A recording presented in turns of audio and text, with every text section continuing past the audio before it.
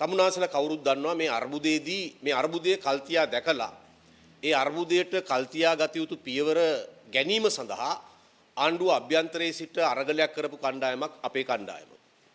නමුත් ඒ අරගලය සාර්ථක නොවන විට ඒ අරගලයට සාධාරණ ලෙස ප්‍රතිචාර නොලැබෙනකොට විශේෂයෙන්ම හිටපු මුදල් අමාත්‍ය බැසිල් රාජපක්ෂ ඇතුළු ඇතැම් උද්දච්ච කල්ලි කණ්ඩායම් ඒ අපි ඉදිරිපත් කරපු අදහස් නොසලකා හරිනකොට මේ අර්බුදයේ උස්සන්න වෙනවා බව හොඳින්ම තේරුම් ගත්ත පිරිසක් හැටියට අපි මාර්තු 2 වෙනිදා අපේ පක්ෂයේ 11 විශේෂ සමුළුවක් පැවැත්වුවා ජනතා සම්මන්ත්‍රණයක් පැවැත්වුවා. ඒ ජනතා සම්මන්ත්‍රණයේදී අපිට සිද්ධ වුණා එලිපිට සහ විවෘතව මේ අර්බුදයේ දිග හා පළල සහ ඒකට හේතුකාරක වෙච්ච කරුණු කල්තියා ඉදිරිපත් කරන්න රටට. ඒ ඉදිරිපත් කිරීමේ ප්‍රතිඵලයක් හැටියට තමයි මාත් උදේගම්මන් පිළ අමාත්‍යවරයාවත් අමාත්‍ය තනතුරින් ඉවත් කළේ. අපි ඒක සතුටින් බාරගත්තා. ඒ වගේම එතෙන් සිට අපේ පක්ෂ 11 ඉතාමත්ම බරපතල තීන්දුව తీරන කරා ගමන් කළා. දැන් ඒ අපි කල්තියා දැකපු ඒ කල්තියා අවධාරණය කරපු සුවිශේෂී ආර්ථික අර්බුදය සහ ඒකත් එක්ක බැඳුණු දේශපාලන අර්බුදය ඉතාම බලවත් ලෙස වර්ධනය වෙලා තියෙනවා. මේ අර්බුදය ඒ වගේම මේ අර්බුදය අපේ රට අරාජිකත්වයේ කරා කැඳවාගෙන යාමේ අර්බුදයක් දක්වා වර්ධනය වීමේ අවදානමක් අද මතුවලා තියෙනවා. ඔබ දන්නවා රටක් අරාජික වුණොත් රටක පාලන තන්ත්‍රයට ඒ රටේ ජන සමාජය මෙහෙවා ගන්න බැරි වුණොත් එවැනි රට පාලන සෑම අර්බුදයකටම මුහුණ දීලා අසීරු දුෂ්කර කොන්දේසි යටතේ ජය ගන්න සමත් බව පෙන්නපු රටක්.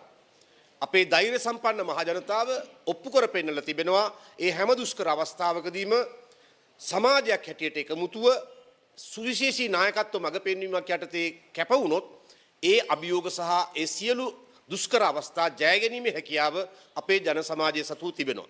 ඒක තමයි අපේ ඉතිහාස කතාව ඇතුලේ අපි ඔප්පු කරලා පෙන්වලා තියෙන ඉතාම වැදගත් කරුණ. කෙසේ වෙතත් අපි විශ්වාස කරනවා දැන් මේ අර්බුදය ඇතිවීමට අදාළ ප්‍රධාන බලපාපු හේතු කාරණා අපි මීට පෙර කීප අවස්ථාවකදීම අවධාරණය කරලා තිබෙනවා. ඒ නිසා අපි දැන් නැවතත් ඒක ඔබට ඉදිරිපත් කරන්න උනන්දු වෙන්නේ නැහැ. කෙසේ වෙතත් මේ අර්බුදය මේ ආකාරයට උස්සන්න වීම මගින් අපි හැම විටම අවධාරණය කළේ පටු දේශපාලන පළ ප්‍රයෝජන ගන්නව වෙනුවට මේක අරාජිකත්වයේ කරා ඇද වැටෙන්න ඉඩ දීලා බලා ඉන්නව වෙනුවට අරාජිකත්වයෙන් අසරණ භාවය කරා එහෙම නැත්නම් වෙනත් බාහිර බලවේගවල ගොදුරක් බවට මේ රටපත් වෙන්න ඉඩ දෙනවා වෙනුවට මේ අරාජිකත්වයේ තුරන් කිරීමේ පියවර කරා අපි ගමන් කළ යුතුයි කියලා. ඒ නිසා තමයි අපේ පක්ෂයේ 11 එකමුතුව අන්තර්කාලීන පාලන තන්ත්‍රයක් පිහිටුවීම සර්වපාක්ෂික හෝ බහුපාක්ෂික හෝ ඒකට එකඟ වෙන පක්ෂවල එකමුතුවෙන් පක්ෂ හා පුද්ගලයන්ගේ එකමුතුවෙන් යම්කිසි පොදු සම්මුතියක් ඇති කරගෙන ඒ පොදු සම්මුතිය ඇතුලේ නායකත්ව මඟ පෙන්වීමක් සපයලා මේ දුෂ්කර අවස්ථාව පියමන් කිරීම සඳහා සමාජයට පිළිගත හැකි ආකාරයේ ක්‍රියාමාර්ගයකට පිවිසෙන්න ඕනේ කියලා අපි යෝජනා කළේ. අත වශයෙන්ම ගත්තොත් අපි ගැන උදම්මනනව නෙවෙයි ඒ යෝජනාව හැර මේ අර්බුදය සහ අරාජිකත්වය තුරන් කරන්න වෙනත් පිළිගත හැකි යෝජනාවක් කොහෙන්වත් මතුනේ නැහැ.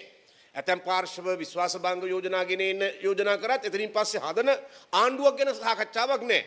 ඇතැම් පාර්ශව දෝෂාභියෝග ගේන්න යෝජනා කළත් දැන් තමුන්වහන්සේලා දන්නවා දෝෂාභියෝගයක් කියන්නේ ජනාධිපතිවරයාට විරුද්ධ දෝෂාභියෝගයක් කියන්නේ එකපාර ගේන්න පුළුවන් එකක් නෙවෙයි. මුලින්ම කතානායක පිළිගන්න ඕන. කතානායකට ඕන නම් ප්‍රතික්ෂේප කරන්න පුළුවන් අස්සංකල තියෙන සංඛ්‍යාව මේ ප්‍රමාණවත් නැත්තම්. එයා පිළිගත්තත් ආයි ශ්‍රේෂ්ඨාධිකරණයට යන්න ඕන. ශ්‍රේෂ්ඨාධිකරණුත් ඒක එකඟ වෙන්න ඕන. ඉතින් ඔය කොහේ හරි එකඟ නොවුනොත් මේක හිර වෙනවා. එතන එකඟ වුණත් ආයි අනිත් පැත්තෙන් තුනෙන් දෙක අනුමැතියක් තියෙන්න ඕන. ඉතින් එහෙම ඒ කඩයිම් සියල්ලම පන්නලා දෝෂාභියෝගයකින් රටේ ජනාධිපතිවරයාව එළියට යවනවා කියන එක ඒක එච්චර පහසු හා සරල කාර්යයක් නෙවෙයි. ඉතින් ඒ නිසා තමයි ඒ ප්‍රායෝගික නොවන යම් විසඳුම් ඇතැම් අය ඉදිරිපත් කළත් අපේ පක්ෂයේ 11 එකමුතු තමයි මේකට මේ රට අරාජිකත්වයට ඇද වැටෙන්න නොදී ඒ වගේම ජනතාවගේ විරෝධයට බලපාපු හේතු කාරණා නොසලකා හරින්නේ නැතුව ජනතාවගේ විරෝධයට සහ වෛරයට පාත්‍ර වෙච්ච හේතු කාරණා වලටත් පිළියම් යොදමින් ජනතා විශ්වාසය දිනා ගන්න පුළුවන් ආකාරයේ විකල්ප යෝජනාවක් ඉදිරිපත් කරන්න පුළුවන් උනේ අපේ පක්ෂයේ 11ට. ඒ නිසා තමයි මේ පක්ෂයේ 11 යෝජනාව අනුව තමයි පසුගියදා අපි විපක්ෂ නායකවරයා සමග පවා සාකච්ඡා කළේ මේ තත්ත්වය වෙනස් කරන්න. මොකද මෙතන අපි බලන්නේ නැහැ. මෙතන තියෙන ප්‍රශ්නේ සිංහල දෙමළ මුස්ලිම් එහෙම නැත්නම් මේ පක්ෂයේ 11 එකමුතුව එහෙම නැත්නම් පොහොට්ටුව එහෙම නැත්නම් සජබ එහෙම නැත්නම් ජවිප එහෙම නැත්නම් එජාප මේ ભેදයකින් තොරව අපි මුහුණ දෙන අර්බුදයක් මේ. අපිට ආයි මේකෙදි අපි අපේ ભેද මතු කරගෙන වැඩ කරන්න ගියොත් මේ අර්බුදය විසින් අපි මුළු රටම ගොදුරු කරගන්නවා. බාහිර බලවේග වලට මේක තෝතැන්නක් වෙනවා. ඒ නිසා තමයි අපි මේ පුළුල් මනසින් විසල් මනසින් ඒ දිහා බලලා තමයි අපි විපක්ෂ නායකතුමා එක්ක පව සාකච්ඡා කළේ. නමුත් ඒ සාකච්ඡාව අපිට අවසානයේ නිගමනයකට එන්න නොහැකි වුණත් අපි මේ සාකච්ඡාව තව ඉදිරියට කරන්න බලාපොරොත්තු වෙන්නේ ඒ විසල් මනසින් මේ අරමුදය දිහා අපි බලන නිසා. මේක දිහා මේකෙන් අපි දන්නවා මේ රටේ තරුණ දූ දරුවෝ අද තමන්ගේ විරෝධතාවය විවිධ අයුරින් ප්‍රකාශයට පත් කරනවා. විශේෂයෙන්ම මේ රටේ මධ්‍යම පාන්තික ජනයා අන් කවරදාවත් නැති ආකාරයට තමන්ගේ විරෝධය ප්‍රකාශයට පත් කරනවා. ඔවුන්ගේ හෘද සාක්ෂිය ඇතුලේ ඔවුන්ගේ හදවත ඇතුලේ කැකෑරෙන වේදනාව පිට කරන්න ඔව් සාධාරණ යුක්තිසහගත අයිතියක් තියෙනවා. හැබැයි ඒ විරෝධය අද වෙනත් පාර්ශව විසින් රටේ හමුදාපතිටත් එල්ල කරන විරෝධයක් බවට පත් කරගෙන මහා සංඝරත්නයටත් එල්ල කරන විරෝධයක් බවට පත් කරගෙන වෙනත් පැත්තකට ගෙනියන්න හදනවා. අපි හිතන්නේ නෑ මේ ස්වභාවිකව පැන නැගුණු තරුණ දූ දරුවන්ගේ විරෝධයේ එවැනි අන්තවාදී කල්ලි වලට එවැනි අන්තයකට විනාශකාරී අන්තයකට ගෙනියන්න ඕන ඉඩ දෙයි කියලා අපි විශ්වාස කරන්නේ නැහැ. ඒ කියන්නේ අර පටු පාර්ශවික ප්‍රයෝජන ගන්න හදනවා මේ අවස්ථාවේ. අපි කියන්නේ එහෙම මේ දිහා බලන්න එපා. මේක මේ මලකුණක් නෙවෙයි. මේක එක එක කපුට ඇවිල්ලා කීයක් කෑල්ලක් කොටා ගන්නවා, තව කපුටෙක් ඇවිල්ලා තව කෑල්ලක් මස් ටිකක් ගන්නවා. එහෙම මලකුණක් දිහා බලන විදිහට මේක දිහා බලන්න එපා. මේ අපේ රට, මේ අපේ මාතෘභූමිය, මේ අපේ ජීවිතය ගොඩනගපු රට, අපිට උගන්වපු රට, අපිට අපේ ජීවිතයේ සිතුම් පැතුම් අපි හිතන පතන විදිය අපිට කියලා දීපු රට. ඒ නිසා මේ රට මේ වෙලාවේ මේක නිකන් මලකුණක් දිහා බලන විදියට එක එක සත්තුන්ට Taman කැමති ප්‍රමාණයට මස් ටික කාලා ගොදුරු කරගෙන බඩ පුරව ගන්න පුළුවන් වෙච්ච වෙලාවක් විදියට මේක දිහා බලන්න එපා. අපේ තියෙන එකම ඉල්ලීම මේක. අපි මේක දිහා බලන්නේ මේ විදියට නෙවෙයි. ඒ නිසා තමයි අපි දන්නවා මොකද ඒ අන්තර්කාලීන රට ස්ථාවර කිරීමේ පාලන තන්ත්‍රයක් පිහිටවනකොට ඒකට ලැබෙන්නේ සුවිශාල අභියෝගයක්. මොකද දැන් ආර්ථිකයේ තියෙන්නේ ICU එකේ. ICU එකට ආර්ථිකය එන්න කලින් තමයි අපි හඬ නැගුවේ ආණ්ඩුව ඇතුලේ එතෙන්ට වැටෙන්න නොදී මේක බේරගමු කියලා. නමුත් ඒ හිටපු තකතිරු මුදල් ඇමතිවරයා ඇතුළු ඒ කණ්ඩායම ඒක සැලකුවේ නැහැ. දැන් හැබැයි ICU එකේ තියෙන්නේ අපි දන්නවා. එතකොට මේ අන්තර්කාලීන රට ස්ථාවර කිරීමේ පාලන තන්ත්‍රයක් පිහිටුවන්න යාම අවදානම් කියලාත් අපි දන්නවා. එතනින් මතුවෙන සෑම දුෂ්කර අභියෝගයකදීම අපිට කරගහන්න වෙනවා කියලාත් අපි දන්නවා. හැබැයි ඒවට බිය නොවි ඒ තත්වයන්ට මුහුණ දීමේ අධිෂ්ඨානශීලී ගුණය අප සතුව තියෙන බව දන්න නිසා තමයි අපි මේ අදහස ඉදිරිපත් කළේ. කනගාටුවට කරුණ උනේ ඒ අදහස ඉදිරිපත් කළ රටේ ජනාධිපතිවරයාත් එක්ක ඒක සාකච්ඡා කරලා ඊට පහුවෙනිදා ශ්‍රී ලංකා නිදහස් පක්ෂ ශාන්ත බණ්ඩාර මන්ත්‍රීවරයාට රාජ්‍ය අමාත්‍යකමක් දෙනවා. මේ තරම් දුෂ්කර සහ අභියෝගාත්මක වෙලාවකත් මේ රට පාලනය කරන උදවියට ඒ අර මේ සැලුන් දොරෙන් ගන්නවා යනවා කියන පටු පරණ හම්පඩ ගැහිච්ච නූතන වර්තමාන තත්වයන්ට කොහෙත්ම නොගැලපෙන නොදිරවන ඒ වගේ ගොම්පාට් වැඩක් කරන්න හිතෙනවා නම් අපි ඊට පස්සේ මොකද්ද කරන්නේ? අපි ඒ නිසා තමයි ඊයේ හවස 5ට තිබිච්ච ඒ පිළිබඳ සාකච්ඡාව අපි සහභාගී වුණේ නැහැ. අපි ගියේ නැහැ. සියලු දෙනාම දන්නවා අපි ඉන්නේ නැහැ. ඔය විදියට නම් ප්‍රශ්නේ බේර ගන්න හදන්නේ. එහෙනම් එහෙම බේර ගන්න මහත්තුරුනි බේරගෙන බලන්න. 113ක් කොහෙන් හරි මොක්කු හරි මැට්ටෝ ටිකක් අරගෙන උළුගිඩි ටිකක් පෙන්නලා අර කැබිනට්ටුවක් කියලා මොකක් හරි අටමගලක් අටවලා එහෙම අටමගලක් පෙන්නලා මේ රටේ මේ ජනතාවගේ දැවෙන විරෝධය සමනය කරන්න පුළුවන් කියලා හිතනවනම් මේ ආර්ථික අර්බුදය ගොඩ ගන්න පුළුවන් කියලා හිතනවනම් ඒ තරම් ගොම් මැටි තකතිරු නිගමනයක් තවත් නැහැ. ඒ නිසා අපි කියන්නේ ඒ මෝඩ ගොම් පාට් වැඩ වලට අපි එන්නේ නැහැ. අපි මේ රටේ මේ අරාජිකත්වය තුරන් කරන්න අපිට තියෙන සත්භාවයෙන් තියෙන ඕනකම් මත තමයි අපි අපේ අදහස් ඉදිරිපත් කළේ. හැබැයි ඒක තේරුම් ගන්නේ නැතුව, ඒක හරියට විග්‍රහ කරගන්නේ නැතුව, ඒක හරියට වටහා ගන්නේ නැතුව අර පරණ කාලේ වැඩ නම් කරන්න යන්නේ. අරයව අර ගන්නවා, මෙයාව කඩලා ගන්නවා, මෙයාට උටුන්නක් පලඳනවා, එයාට රාජ්‍ය ඇමතිකමක් දෙනවා. මේකම මේක බේර ගන්න හදන්නේ එහෙම බේර ගන්න බෑ. ඒක අපේ රටේ තරුණ දූ දරුවන්ගේ සිතුම් පැතුම් වලට කරන ගැරහීමක්. මේ රටේ තරුණ දූ දරුවෝ ඉල්ලන්නේ මේ ක්‍රමයේ සම්පූර්ණ පරිවර්තනයක්. ඒ අය දකින්නවා ඒගොල්ලෝ ජීවිතේ ඒගොල්ලොට අතීතයේ මේ රටේ තිබිච්ච සියලු තත්ත්වයන් ඒ අයගේ අවබෝධය නැති වෙන්න පුළුවන්. හැබැයි දරුවෝ ඉල්ලනවා සාධාරණ යුක්තිගරුක සමාජයක්. ඒ සාධාරණ යුක්තිගරුක සමාජයක් කියන දරුණ දූ දරුවන්ට මේ එක එකාට රාජ්‍ය ඇමතිකම් අර ඇමතිකම් දීලා එහෙම දොළපිදෙනි වලින් මොකක් හරි අටමගලක් අටවගෙන ඒ අටමගලෙන් මේක බේර ගන්න පුළුවන් කියලා හිතනවා නම් ඒක තමයි මේ සියවසේ තියෙන ලොකුම තකතිරුකම, ලොකුම අමනකම. ඒ නිසා අපි අදත් කියන්නේ අපි සූදානම් එකඟ කරගන්න පුළුවන් හැම පාර්ශවයක්ම එකඟ කරගෙන මේ රට ස්ථාවර කිරීමේ පාලන තන්ත්‍රයක් ඇති කිරීම සඳහා පුරෝගාමීත්වය ගන්න. ඒ තියෙන අවදානම ගන්න. ඒ අවදානම අරගෙන මේ රට ස්ථාවර තත්වයකට ගේන්න. අපි දන්නවා ඒක අපිට පුළුවන් කියලා. හැබැයි ඒකට ගෝඨාභය රාජපක්ෂ ජනාධිපතිවරයා මීට වඩා පුළුල් මනසකින් ඒ දිහා බලන්න ඕන. නමුත් අපිට පේනවා තාම අර හිටපු මුදල් ඇමති බැසිල් රාජපක්ෂ එයා තාම මැච් එක අතෑරලා නැහැ. අපේ පක්ෂයේ 11 කණ්ඩායමේ එක മന്ത്രിවරයෙක්ගේ ගෙදරට යනවා රේණුක පෙරේරා බැසිල් රාජපක්ෂගේ කුක්කෙක්. සංජීව එදිරිමාන්න බැසිල් රාජපක්ෂගේ හුරතල් සතෙක්. ඊළඟට යනවා කවුද? කැටගොඩ മന്ത്രിවරයා. පාන්දර දෙකට යන්නේ අපේ පක්ෂයේ 11 മന്ത്രിවරයෙක්ගේ ගෙදරට. පාන්දර දෙකට ගිහිල්ලා උදේ 8:00මාරට එන්නේ. මොනවද යෝජනා කරන්නේ? දෙන දොළපිදේනි ගැන ඇමතිකම් ගැන එන්න බැසිල් රාජපක්ෂ ඇමතුමා තාම මේ අපි එතුමා තමයි ආයි එනවා මේකට නායකත්වයට එනවා. එතුමා එන හින්දායි අපි මේ ඉන්නේ. ඔයත් එන්න බැසිල් රාජපක්ෂ ඇමතුමා ඔයා ගැන හරි හොඳ විශ්වාසයක් තියෙනවා. එහෙම තමයි දෙන්නේ. අරන් දෙන්න හදන දුරකථන ඇමතුමා බැසිල් රාජපක්ෂට.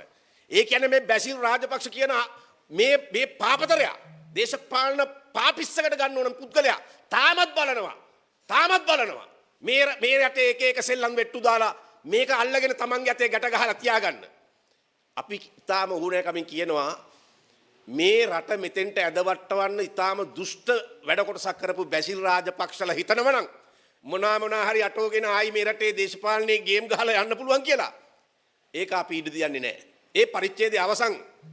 ඒ නිසා තමයි අපි කියන්නේ යම් නිවැරදි පාලන තන්ත්‍රයක් ඇති කරනවා නම් මේ රට ස්ථාවර කිරීමේ පාලන තන්ත්‍රයක් ඇති කරන්න ඕනකම තියෙනවා නම් අග්‍රාමාත්‍යවරයා ඇතුළු සමස්ත පාලන තන්ත්‍රයේම ඉවත් වෙලා නව අග්‍රාමාත්‍යවරයෙක් ඇතුළු පාලන තන්ත්‍රයක් ඇති කරන්න ඕන.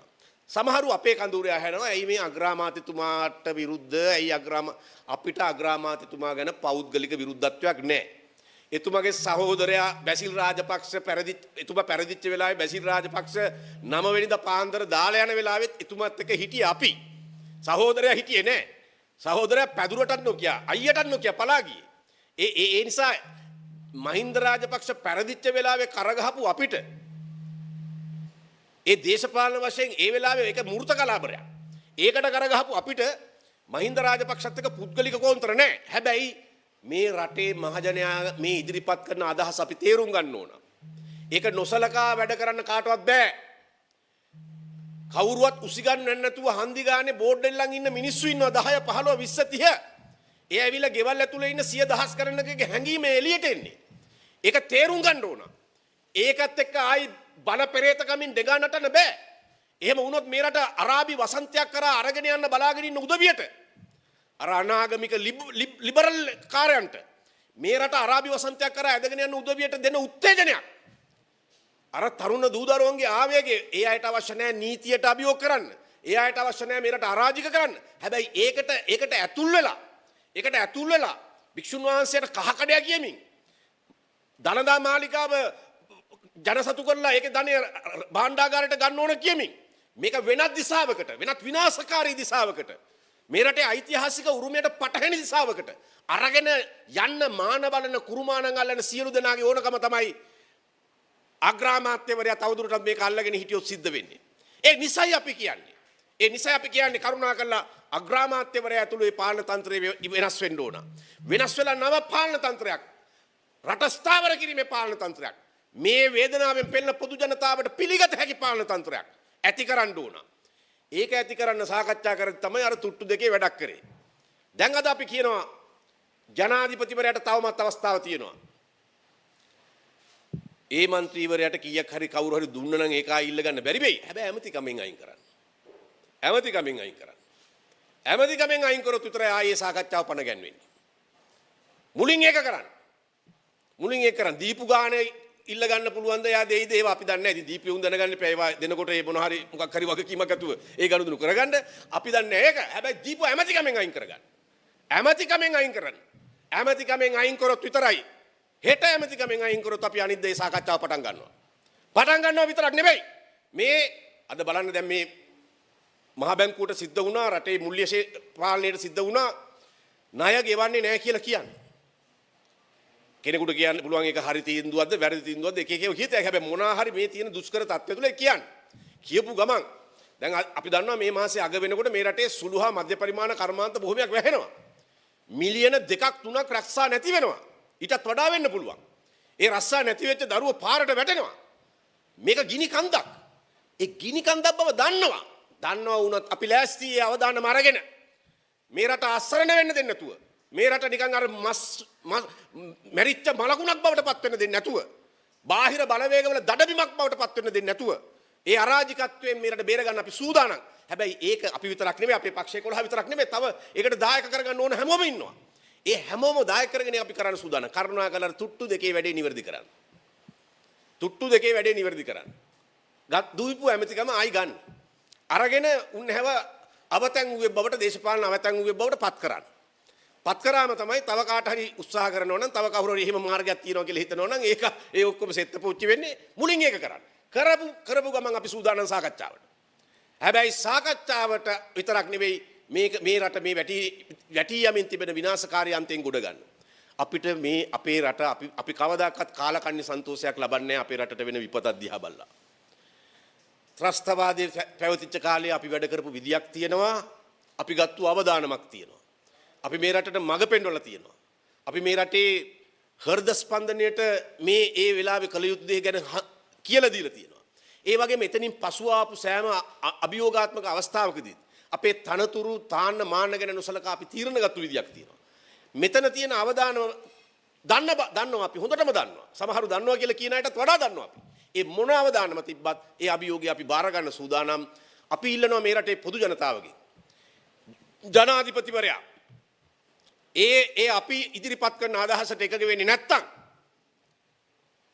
මේ රට මේ අරාජිකත්වයෙන් ගොඩ ගැනීමේ මාවත අපි පෙන්වලා දෙනකොට ඒකට අනුගත වෙන්නේ නැත්තම් එහෙමනම් ඉතින් අපිට සිද්ධ වෙනවා මේ රට වෙනත් මාර්ගයකින් හෝ ස්ථාවර තත්වයකට ගෙනීම සඳහා කටයුතු කරන්න.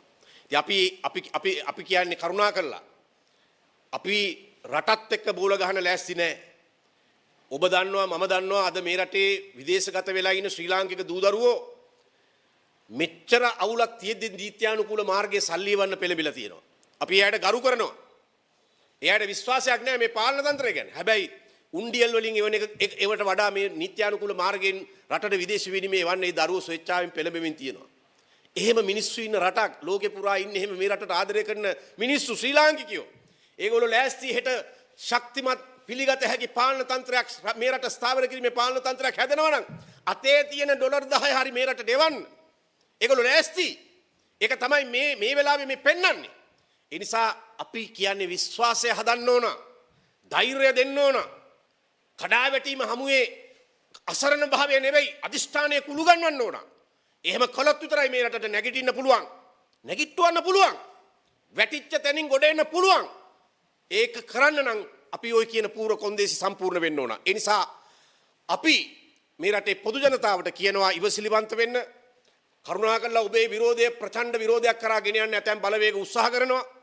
ප්‍රචණ්ඩත්වය මාර කපන්නේ අරාජිකත්වයට. ඒ වගේම අපි පොලිසියට හමුදාවට ස්තුතිවන්ත වෙනවා. මේ ජන විරෝධයට ප්‍රචණ්ඩ ලෙස ප්‍රතිකාර දක්වන්නේ නැතුව ඒ දිහා ඊටාම විසිලිවන්තව බලා සිටීම ගැන කළමනාකරණය කිරීම ගැන.